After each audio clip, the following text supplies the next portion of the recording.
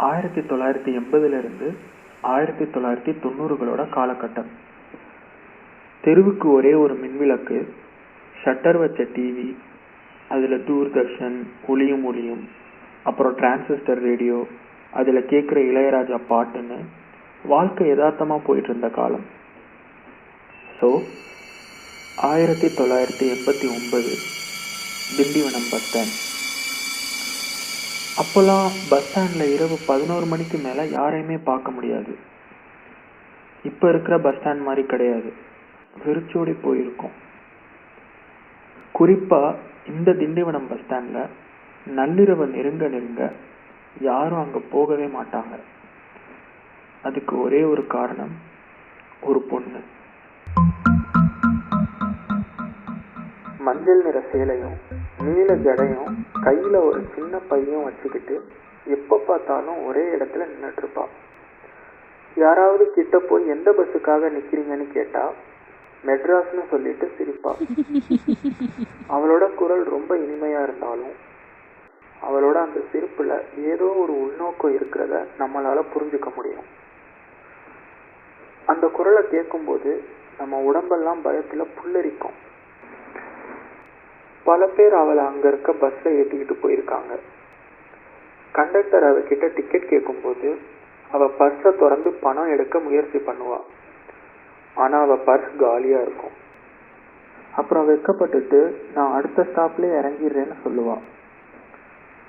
Conductor எரிச்சலோட சரின்னு சொல்லிட்டு போயிடுவார். ஒரு நாள் பஸ் திண்டிவனத்திலிருந்து கிளம்பி வண்டலூர் வழியாக போயிட்டு இருக்கும்போது திடீர்னு அவள் சீட்டில் இருந்து எழுந்து இங்கேயே இறக்கி விடுங்கன்னு சொன்னான். அந்த ரோடுக்கு பக்கத்தில் ஒரு பெரிய மயானம் இருக்கும். எங்கே பார்த்தாலும் புகை மூட்டமாக துர்நாற்றம் நிறைஞ்ச ஒரு மயானம். இவ்வளோ இருட்டில் இங்கே எதுக்கு இறங்கிறீங்கன்னு கண்டக்டர் அவளை கேட்டாலும் அவள் அதெல்லாம் பொருட்படுத்தாமல் வேகமாக கீழே இறங்கிடுவாள். இறங்கிட்டு திரும்பி பார்த்து ஒரு தடவை சிரிப்பாள். அந்த சிரிப்பு அந்த பஸ்ஸில் இருக்கவங்கள நடுநடுங்க வைக்கும். அவள் இறங்கியிருக்க இடத்துல இருந்து இருக்க மயானத்திலிருந்து அடுத்த ஊர் வர 4-5 கிலோமீட்டர் இருக்கும். அதுவும் நடுராத்திரி. இதே மாதிரி ஒரு நாள் பஸ்ஸில் பயணிக்கும் பொழுது ஒரு கண்டக்டர் அவகிட்ட போய் நீ யாரு, ஏன் இப்படி பண்றன்னு கேட்டாரு. அதுக்கு அந்த பொண்ணு அழுக ஆரம்பிச்சிட்டா. அழுதுகிட்டே பதில் சொன்னான், என் பேர் லதா. 1944 மெட்ராஸ்க்கு போகிற பஸ்ஸில் நான் என் கணவரோட பயணிச்சிட்டு இருந்தேன். வண்டலூர் பக்கத்தில் போயிட்டு இருக்கும்போது ஆக்சிடெண்ட் ஆயிடுச்சு. நான் 3 நாள் கோமாவில் இருந்தேன். முடிச்சதுக்கு அப்புறம் தான் எல்லாம் என்கிட்ட சொன்னாங்க, என் கணவர் விபத்திலே இறந்துட்டாருங்க.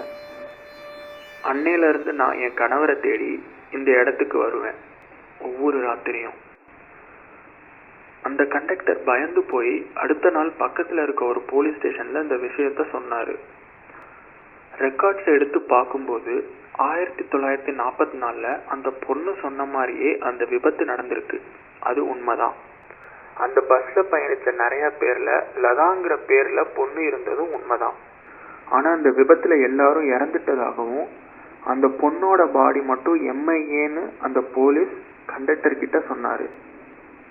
MIA அப்படின்னா மிஸ்ஸிங் இன் ஆக்ஷன்.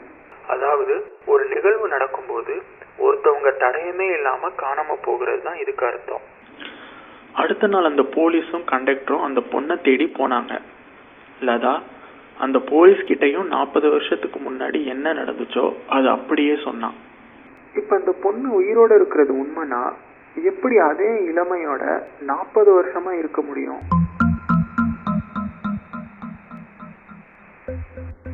சரி, ஒருவேளை அந்த பொண்ணு 1944 நடந்த அந்த விபத்துல இறந்திருந்தா இப்ப அவங்க லதாங்கிற பேரோட பேசிட்டு இருக்க அந்த பொண்ணு யாரு?